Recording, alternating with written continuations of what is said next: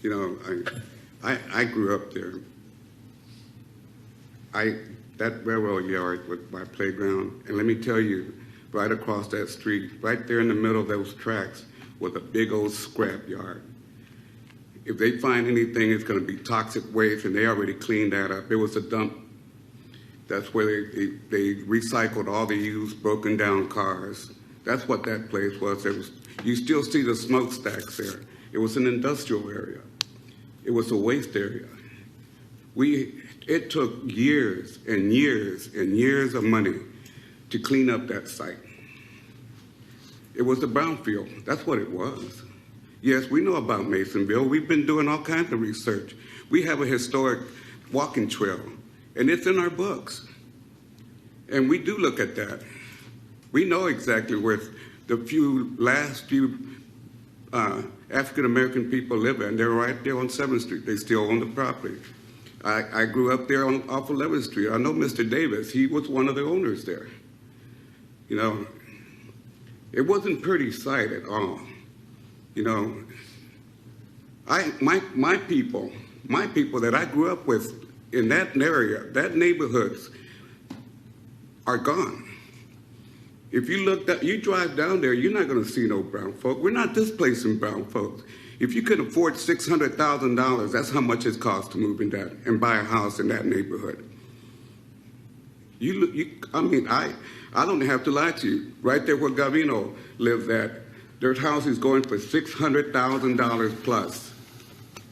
Now, you're talking about why there are no brown people? Even John Trevino, our first Mexican-American city council member, cannot move back in the East Side because there's nothing affordable, and he's a renter. My best friend cannot live in the neighborhood he grew up. You know, that's what we're facing there. I'm trying to get as much affordable housing so we can get people. And the reason why I did not really want to reinvest all that money that we got, that we're going to get if this passed, into Saltillo is because it's costing us too much money. We got great nonprofit groups like Guadalupe Neighborhood Corporation. We got Habitat that have land in that area within the 6 blocks radius that can use that money, can build better housing, cheaper, and for a longer term. The Guadalupe Neighborhood Corporation, they built their homes for 99 years at 50% rent or lower. Those are the kind of nonprofit groups that I want to help out. You know, all of y'all guys, you know, that's fine. You know, y'all come in here, I don't blame y'all. If I paid $500,000 for my home, or $400,000 or $300,000, I'd be kind of alarmed saying, hey, I don't want my neighborhood to be changed. I grew up right there on Haskell and Comal, 1 block away from that 16-story building, Rebecca Bain. That's in my backyard. Did I complain about that? No. Did the people complain there when it went up? No, because if you look into that Rebecca Bain Johnson, you would see that the market rate is $475. That's market rate. That is not what people pay there that are on Social Security. They get discounted rent there. So, I mean, if we fail to react on this project here and bring affordability, then you can guarantee that everybody's going to get kicked out of that area that's brown or low income. There's not going to be anybody left there. And you can guarantee that because we are not providing any affordable housing. And people are like, oh, you want to wait 3 years? That's fine. We get a better deal. I've been waiting over 50 years to get a better deal there. And every time every year, I see people just disappearing that I knew. I don't even have a friend. My friends are all white now. They're Anglos. They're young. That's all that I have there.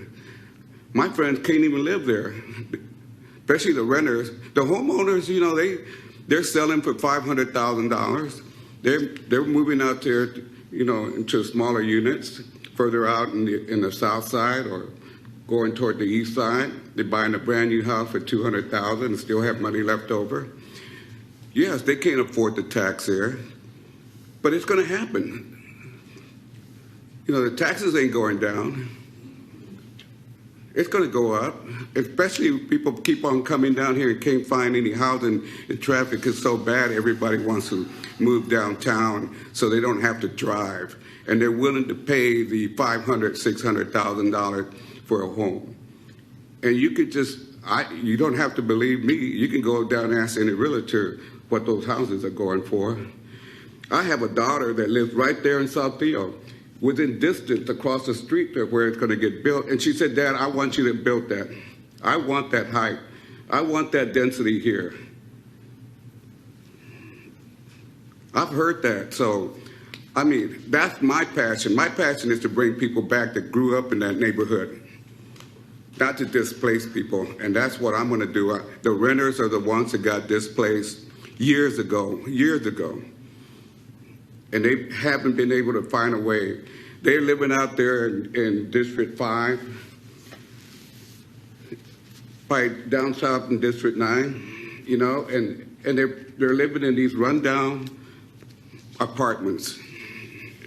It's pitiful. I mean, you go down Burnett Road, you know, and look in that neighborhood. You'll see those rundown apartments there that they're paying market rate, which is so expensive, but those are the cheapest apartments they can find. There is none.